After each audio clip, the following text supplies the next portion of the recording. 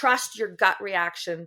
It's correct. I promise you, whether you're running a $50 billion pension or you have $5, your gut instinct is correct on this. Welcome to the Stay Wealthy podcast. I'm your host, Taylor Schulte, and today I'm covering a topic that hasn't been tackled here on the podcast, and that is ESG investing. ESG stands for environmental, social, and corporate governance. And because the world of ESG is messy and complicated, I asked Liz Simmie, co-founder of Honeytree Investment Management, to come and help us break it down. Liz is wildly knowledgeable about purpose-driven investing and addresses three big questions in this episode. Number one, what is ESG investing in plain English? Number two, how retirement savers should approach fees when investing in ESG funds and solutions. Number three, what's the most important data point to screen for when choosing an ESG strategy? So if you want to learn the right way to approach ESG investing and how to integrate it into your retirement portfolio, this episode is for you. For all the links and resources mentioned, including links to some of Liz's favorite ESG research, head over to youstaywealthy.com/109.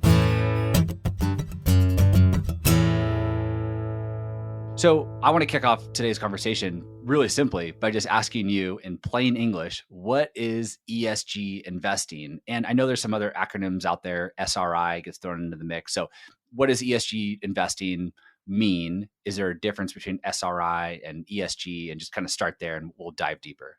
So SRI, so socially responsible investing, is kind of the original ESG. And what happened, I'm going to give you the whole history because I think it's interesting. Even before the apartheid, but the apartheid was kind of the big moment. Investors started using their corporate investments to get companies to divest from South Africa for participation in the apartheid. And this was the Quakers and various religious groups and mission-driven investors. So those investors also were traditional SRI. They didn't necessarily own guns or gambling, the traditional exclusionary, let's take bad things out of the portfolio. So that's kind of how the whole thing started. And then now the terminology is a big, big confusing mess. You have impact, you have SRI, you have ESG, and they're all completely different. At the same time, they all completely overlap. Super confusing. So ESG investing, the way we think about it, and the way we do it, not necessarily the way everybody else does it, is we think ESG refers to non-financial data for us. There's financials and then there's non-financial data. And it's been bucketed into ESG, environmental, social, and governance. We don't actually think it should be bucketed in those, but those are kind of explain lots of the non-financial data out there. And so ESG investing for us is using that non-financial data equally alongside financial data to assess the long-term potential performance of a company. And that goes against a lot of traditional financial beliefs. We are the bottom line and shareholders are all that matter. And what we're saying is, while employees and customers and their safety and their pay and water use and environmental stuff also all matters to the bottom line. So that's kind of ESG from our perspective. At the same time, what we do is also impact. The companies we own make giant impacts on the world. And on the other end, we exclude guns and weapons and tobacco and all that kind of stuff. So that's where it gets really confusing. There's a lot of ways to do it. And ESG doesn't just need to be in public markets. It can be in private markets. And same thing with impact. Impact doesn't just need to be windmills and electric vehicles. Impact can be any company on any scale. It's a question of how positively they're changing the world. So that is the short, long, confusing answer of what is ESG. Okay. This term non-financial data gets thrown around a lot, especially when talking about ESG investing. I know I've heard you say it several times. Can you just give our listeners an example of a few metrics that relate to non-financial data and maybe the same for financial data? So like traditionally, what are analysts looking at in terms of financial data? What are some examples there? And then non-financial data, what are some of those things that you guys are looking at? Yeah. So we, for example, look at cash flow growth.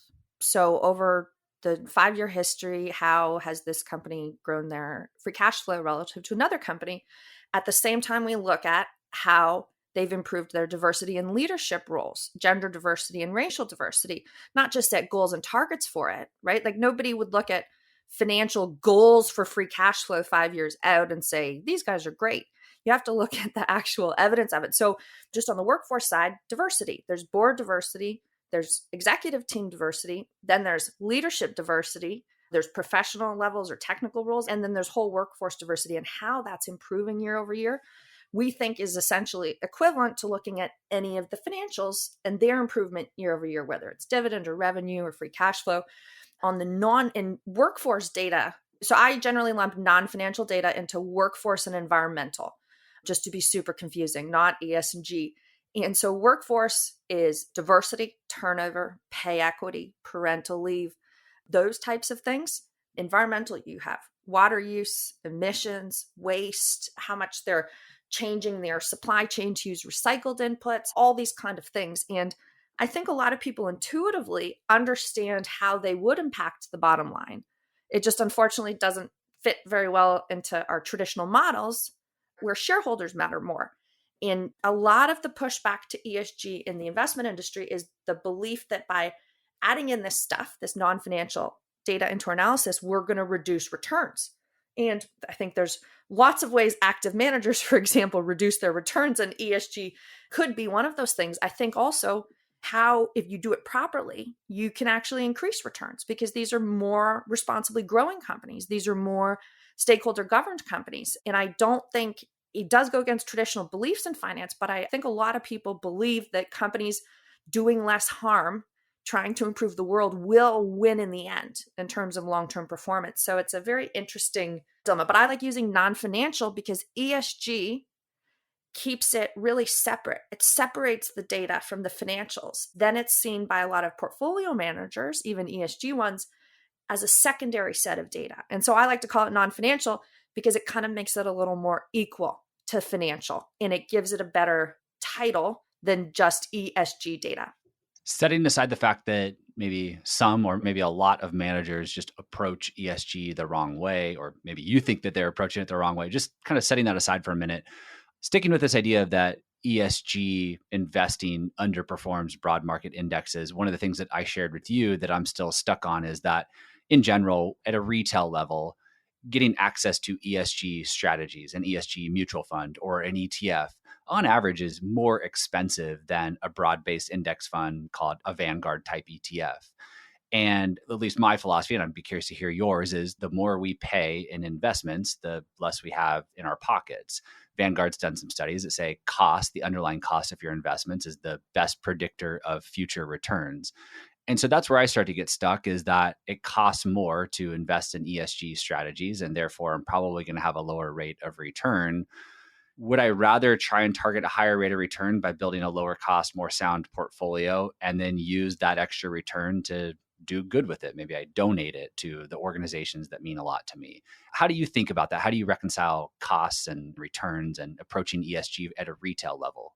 So I'm an active manager, but I'm an active manager that speaks regularly about active managers underperforming, because we do. It's not just our fees, it's also chasing ideas, lack of evidence-based approaches, a whole pile of things that lead to overpriced products that aren't doing what they're supposed to do. So I'm very happy to say that as an active manager.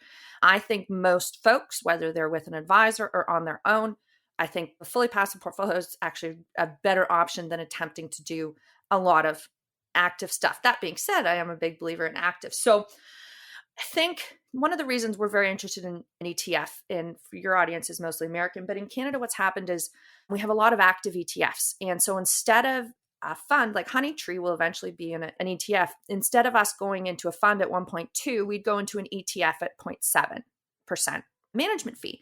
And so that, and using SMAs, which I guess are generally under 0.5% fees, is the way we address it for the folks who use active.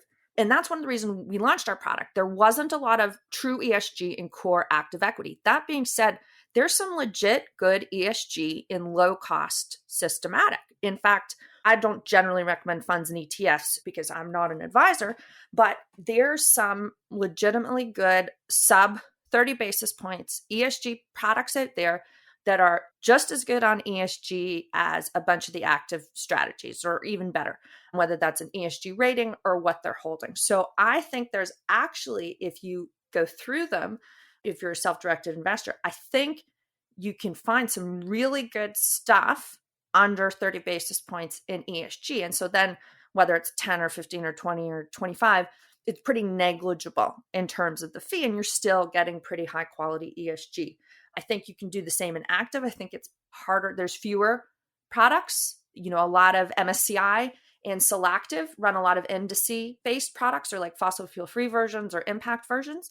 And some are actually pretty good. I mean, there's a whole bunch of ones that aren't. So I do think there's a huge option in there. And we make impact in everything we do. You can make impact by volunteering. You can make impact by your job. You can make impact by donating. You can make impact by directly investing in something. And despite all odds, you make impact by holding a large company. And it doesn't make sense when you think of just one person investing. But the same investments are being invested in by large pensions who are taking care of thousands, if not millions of workers, right? And so that size and that holding and their investment decisions do matter. And when you aggregate everybody, it does matter. And it's not about flows and punishing companies and not holding them. It's that corporations need investors on their side for a variety of different things. And you just look at issues with worker safety or product safety, right? These things matter. And shareholders, whether they're activists or pensions or nuns going into meetings, can speak out and do these things. So the idea that it's all impact, whether it's a personal donation or a stock holding, every decision we make creates an impact. And there's a lot of ways to do it right. You could run a 90% traditional portfolio and put 10% into a municipal bond focused on affordable housing. And you might be making actual more net impact than, a whole ESG portfolio. So it's really, I think the important thing is to just think about the big picture of everything, right? It's much more than just, hey, reducing emissions is going to solve all the world's problems, right? Or having more gender equity is going to solve the world's problems. It's much bigger than that. And it's everything we do, right? And I think the end ESG investor or impact investor does this in their daily life. And they also want their investments to work for it. If you are a large pension that has a unionized workforce and you're investing in Amazon, who's spending a lot of money stopping union movements, eventually your stakeholders are going to get pissed off. There's nothing wrong with owning Amazon, but a union who's spending a lot of money advocating for unions against a company that they own who's also spending a lot of money advocating for unions, you can see where that gets all messy. And, whether you hold shares in Amazon, it's not your fault, but some of these pensions are very large. So it's complex, and it's not just passive or active.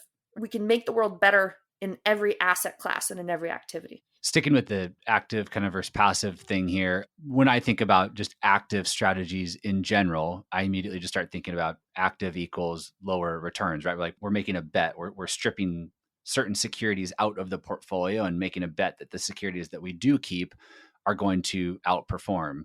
It sounds like, and correct me if I'm wrong here, it sounds like maybe in general you agree with that, but the way that you approach building an ESG portfolio, you believe actually has higher expected returns. And please correct me if I'm wrong there. And then kind of the second part of that is, I heard you say in another interview that purpose-driven companies outperform broad market indexes over the long term. And I was just curious, is there historical data around that, or are those future projections based on the research that you guys have done? So I was trained in a shop that ran a quantum mental model. And all that means is we used traditional fundamental research and quant process in our research. And the strategy itself was pretty similar to the Honeytree one. It was really about long-term consistency of dividend growth, high dividend growth. And those companies were very focused on the long term. And what happened with the portfolio performance over a decade was that all the outperformance came on the downside. So these more boring, long-term focused companies, even though I was not in an ESG shop, managed to recover faster when the market went down, basically have much better downside. So the months that market goes down, it goes less and aggregated over 5 years. That's where the outperformance came from. And that outperformance, so there is not an academic paper written on purpose-driven companies outperform over the long term. That is me saying that. There is academic research on good governance and stakeholder governance and how that impacts company return, just like there is on diversity. There's a lot of academic research on diverse teams outperforming, reducing risk, and all this stuff. So we kind of bring that all together. I was only raised in an active shop. And, the reason we believe, and we have back tests and stuff too, we believe that the purpose with which our company is driven, the impacts that they make positively on their stakeholders is what drives their returns over the long run. I mean, you just have to look at Costco for that. Costco has overpaid their employees for a decade, yet they've done pretty good on the bottom line. Costco's average hourly wage for US workers is $25 an hour.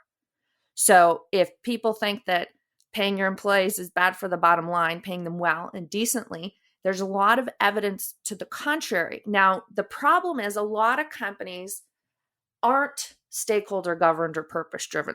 And we knew that when we started. We were trying to find a very select group. So really what we're trying to do wouldn't work in a broader sense. And I think you're right. One of the major detractors for active management is this idea that we're just going to put a bunch of constraints on things. In fact, that was the pushback from all the portfolio managers I knew when we started Honeytree, which was you're going to add ESG constraints, you're going to reduce performance. And the fun part is we outperformed them since we've started, but then that's a little bit more of a sector and selection issue. But the point is we're not adding in constraints. We're adding in additional information to understand if this company's stakeholder governed. And because we do it that way, because we're really taking an evidence-based approach, it can work. And so there's about 10%, maybe 5% of public markets, like equities, large cap managers who can outperform over 10 years. I was just lucky to work at one of those and kind of figure out what was making that happen. And it is discipline and process, but it's having a discipline and process that's actually going to work. And we've been lucky that we've been able to integrate this non-financial data without impacting performance. I was never concerned that it would. I was pretty sure having improvement in diversity and reduction in environmental stuff would lead to outperformance given the academics. But it's a really interesting perspective that we have, right? And I get that question all the time. Well, if you take out fossil fuel, aren't you going to underperform when it goes up? Well, sure, but we're going to underperform when anything that we don't have in the portfolio goes up. At the same time, you could have beat the index significantly without holding any FANG stocks over the previous decade. And I was lucky to, again, work in a shop that held none of the FANG stocks in an active strategy. So I totally agree. There's probably more ridiculous active strategies out there than there are ESG, which coming from me is kind of ridiculous since I throw a lot of ESG strategies under the bus. But I think there is hope. And I think it's part of it is our industry is just so old school. Like we're just a bunch of dinosaurs in golden buildings and we live in the 70s. You just have to look like women portfolio managers were 10% in the year 2000 and we're 10% in 2021. Our industry has made no progress. Advisors have gone up probably from like 12 to 15% women. We still don't talk about racial diversity. And that issue is impacting both active management and being stuck in traditional processes and ESG being stuck in traditional processes. So yeah, that's my argument against the hope that active stripped out to 20 companies, because that's all we own, can outperform. But I completely understand based on the evidence why folks don't think that's possible, since most active cannot do that. Sure. I appreciate that. And I do have some more questions around diversity, but really quick, just putting ourselves in the shoes of a podcast listener who invests their money through Schwab or Fidelity or Vanguard, and they're interested in adding ESG to their portfolio in a simple way through a mutual fund or an ETF. What are some things that they should be looking for? For example, maybe cost is one of them, right? We want to target funds that are maybe below 30 basis points or 0.3% per year. So maybe cost is one of those screeners. What else might they be looking for as they're kind of sorting through some of these funds on whatever brokerage platform they're using? Maybe second to that, I know Morningstar is one company that delivers SRI ratings or puts SRI ratings on different funds. Is that something that they should pay attention to? How can they read through some of this noise and figure out what's a decent strategy to consider adding to their portfolio? Yeah, Morningstar is the best database for passive active, somewhere in between vehicles, especially in the US. And then you go and you look at the portfolio tab and you can scroll down and you can see ratings and some other stuff. So that's the best place. I mean, honestly, I'm a big fan of just looking at the top 10. If you're trying to find a S&P 500 X fossil fuel and they have Exxon in the top 10, you probably don't want to add that, right? It kind of depends what you're looking for. So here's how it works. A lot of ESG products are environmentally focused, whether they're active or systematic. So there's a whole bunch of stuff, fossil fuel free, environmental futures, that kind of sustainable future products that are skew mostly environmental. Again, Morningstar and looking at the holdings. Eventually, some of these platforms will have internal ratings, but I think we're farther away from that. The other set of products that are there are the holistic ESG, kind of like what we do. There's Putnam and Calvert on the West Coast. I can't remember. There's a larger First Affirmative who have a broad set of ESG offerings, kind of in a bunch of price ranges, mostly active. And then there's things like gender equity ETFs and specialty thematic ones that can be cheap or expensive, just depending on if they're systematic or not. So really, I mean, there's so many products out there. Your fund family likely already has one that you're using, right? If you're using a lot of Vanguard or whatever. So check those out. They're not necessarily any better or any worse. One thing is most of the systematic and the passive stuff will be based on somebody else's index. And that's usually MSCI or Solactive, although the S&P has ones now. So you'll see a bit of a variation and a difference. And you'll also see, who is it? iShares has some pretty interesting below 30 basis points products. And they're all MSCI based and they're all very different. So, I mean, just even looking at a handful of products, if you're a self-directed investor, you'll get a pretty strong feel for what's available in the price point that you're willing to. And then you can look at Morningstar. I mean, Morningstar ratings are based on Sustainalytics too. If anybody wants to get in slightly more depth, the two other locations that I suggest is, especially if you're picking individual companies or you're trying to assess an individual company in that top 10, MSCI and Sustainalytics publish all their ESG ratings for free on their website. So if you just Google Sustainalytics ESG ratings or MSCI ESG ratings, you can pull those up. And the other place, if anybody's buying individual securities, or again, checking on, is this holding really ESG? You go to the company's website. Everybody has a sustainability report. Now everybody in the US has to release their diversity disclosures, or they have to give them to the government. They don't have to release them. So there's a whole bunch of ESG work going on, getting companies to release their diversity data. It's really fascinating. And you can get a pretty good feel for a company pretty quickly by looking at their ESG section on their website or their sustainability report.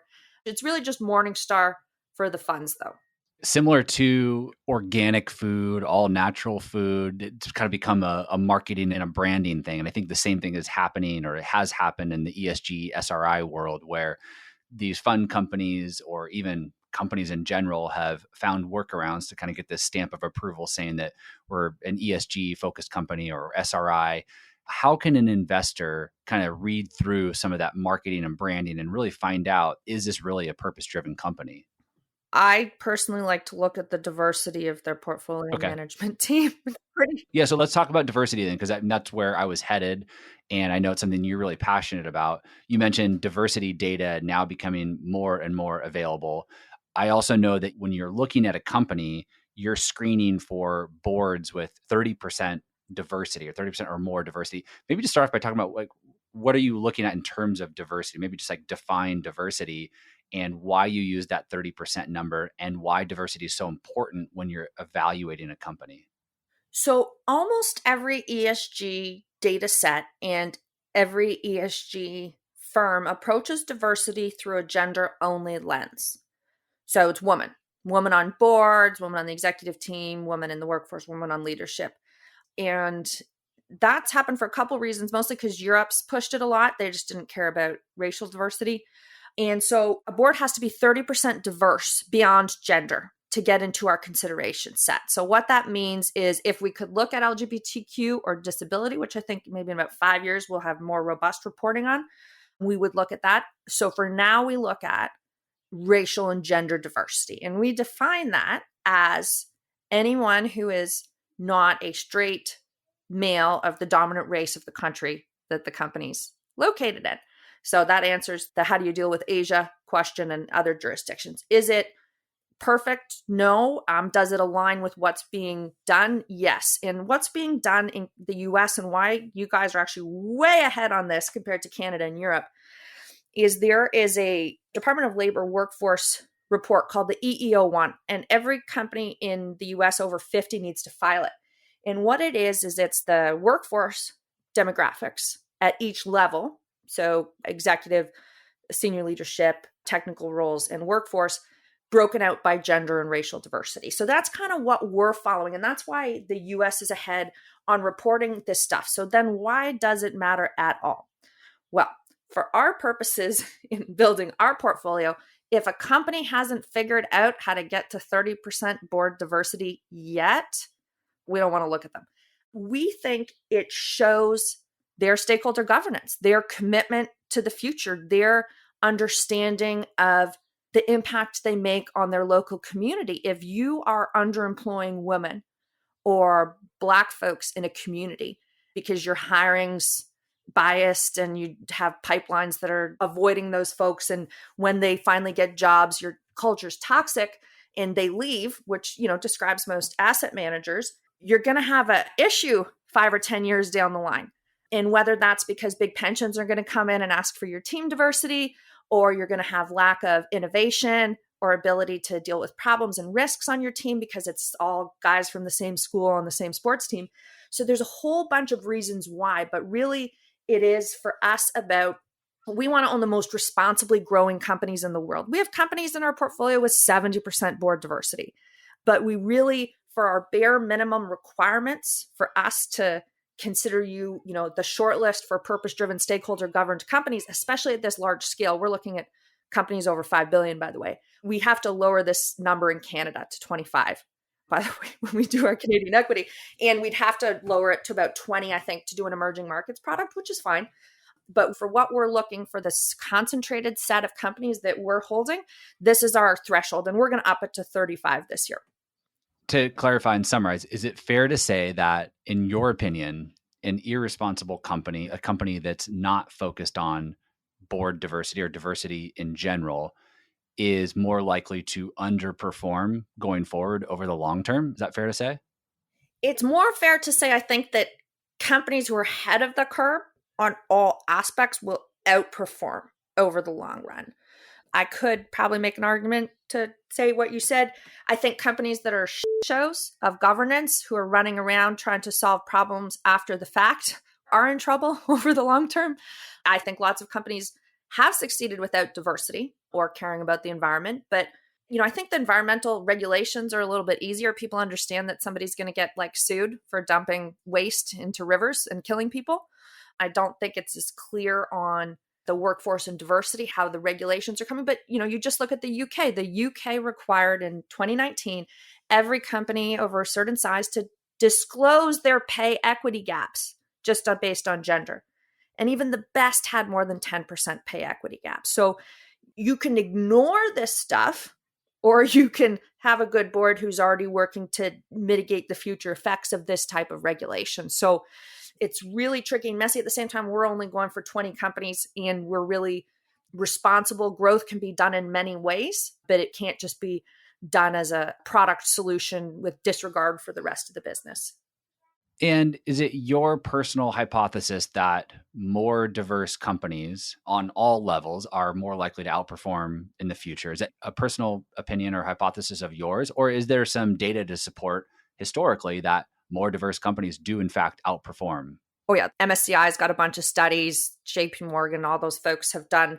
And there is a lot of academic research on board and team governance and diversity, which also backs that up. So it's not me making it up. Okay. I'd insinuate that, but I'd love if after this you can share some links to some of that research. I'd love to share that in the show notes with everybody. I talk a lot about using data and making informed decisions. And I'll help dig some of that stuff up as well. Anything else that you'd like to share around diversity and as it relates to ESG? One thing that's really fascinating, Canada's a little bit ahead on caring about ESG, but we don't have any diverse manager programs up here. Whereas the US is a little behind on ESG, but I think there's a significant, whether it's retail investors or advisors or institutions who are thinking ahead of the game. Like, what about the teams that are managing our ESG? What about the owners of the firms that are managing our ESG? So I just wanted to congratulate all of you for actually thinking about this stuff, because it's actually, ESG is not just about the product. It's about the end company that we're invested in and them continually improving. It's about our firm continually improving, or whichever firm you're giving your assets to, whether it's Vanguard or BlackRock or Honeytree or whoever.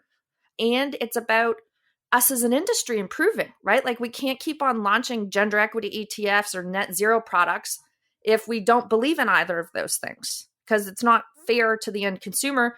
And it's not just because the products won't be as good because they're built incorrectly. It's that they're being lied to as a consumer. It's like organics, right? Is organic food, I love the organic food debate. What's better for the environment? Locally grown greenhouse food in Toronto, or organic food shipped from South America or flown in from South America, right? And we're saying, oh, organic is the solution to everything. Well, what about poor folks? Just like the electric vehicle debate. Electric vehicles are great, but a third of Toronto doesn't own cars. So where's our industry talking on public transportation and bicycles? We're not, right? So it's a lovely mess. And I think people outside of the investment industry have a better ability to look at it holistically because they're not as skewed by traditional theories and beliefs in investing. I know you're a bit biased here, but I'm confident you can be objective. When you think about portfolio construction and where ESG fits into, somebody's asset allocation, do you think about ESG being like an all or nothing thing? Like, I'm either going to invest and build a portfolio that's purely focused on ESG, which I know is a bit challenging because we're limited in our options unless you literally want to go hand pick individual companies, which is a lot of work.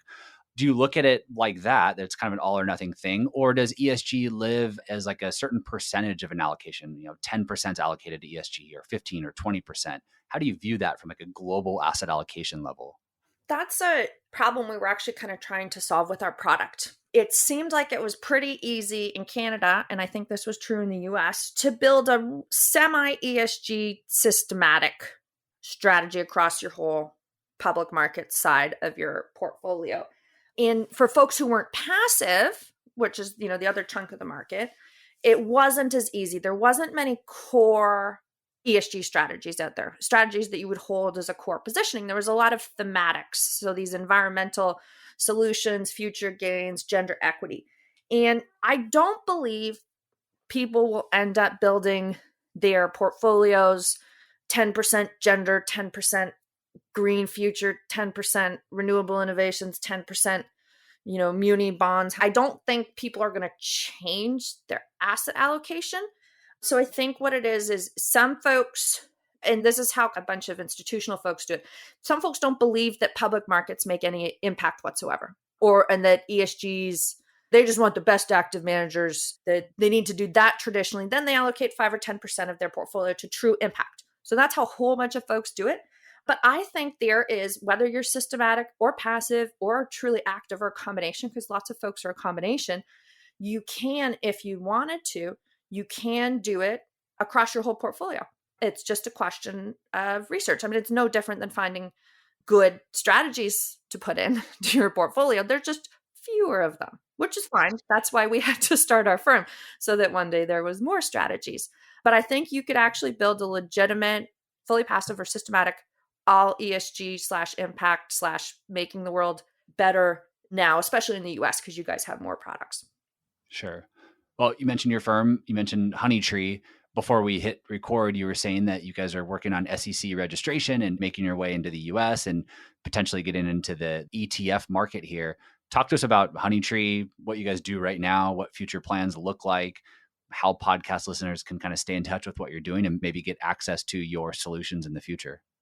Absolutely. So we are a very small, completely women-owned asset manager out of Toronto. We've almost hit our 2-year track record. We're the 4th woman-founded asset manager in Canada. That's kind of why we had to start our firm. And really, I think there's under 60 in the US. So, and really, we had the experience to do it. So the best place to find out about us is our website, honeytreeinvest.com. We've got a whole bunch of material there, a bunch of our blogs and our thoughts. A lot of stuff echoes what I talk about on podcasts. And you can sign up for our newsletter. So that's probably the best place to follow what we do and get updates on US or Canadian product or registration availabilities. We run a global equity strategy with 20 positions, so we're more concentrated. We will, for those of you who have advisors and those advisors use SMAs, that's kind of the market that we're going to be focused on in the US, because there is no RIAs in Canada until we have a ETF or mutual fund vehicle available so that advisors and direct investors can access us. But we haven't done those because they cost a lot of money, and we're a very cost conscious firm. And we're trying to grow responsibly, just like our investment strategy and the companies we invest in. Okay. And when did you start the company? We were registered in 2019, May 2019. So we're almost coming up on 2 years of registration in Canada. Great. Very cool. Well, I really appreciate you coming on today. I will be sure to link to your website, your newsletter. So if people want to follow along and stay in touch as you make your way to the US, I'll make sure they have access to everything. Before we wrap up, is there anything else that we didn't touch on that's really important to you that you want to make sure you share with our audience in regards to investing or financial planning or ESG, SRI, anything else you want to share? I just think follow your skepticism because it's right. I get from every single person in the world, whether they're a giant allocator managing billions or somebody who's never invested a penny, I get exactly the same question. And it is, Liz, why is X, Y, and Z in the top 10 of this fund? Like, do these guys care at all? And so if that's your first answer, just close that fund or strategy and go on to the next one. You're right. Probably if you really want real ESG, you're going to run into a lot of stuff that's half-baked. And trust your gut reaction. It's correct. I promise you, whether you're running a $50 billion pension or you have $5, your gut instinct is correct on this. I love it. Well, Liz, thanks so much for coming on, for giving your time, for sharing your knowledge. I really, really appreciate it. When you make your way to the US, we might just have to have you back on the show to talk more about how people can get access to you. But for now, I really appreciate you educating us and dealing with my questions here and helping me on this learning adventure of mine. So thank you very much. Thank you for having me. This podcast is for informational and entertainment purposes only and should not be relied upon as a basis for investment decisions. This podcast is not engaged in rendering legal, financial, or other professional services.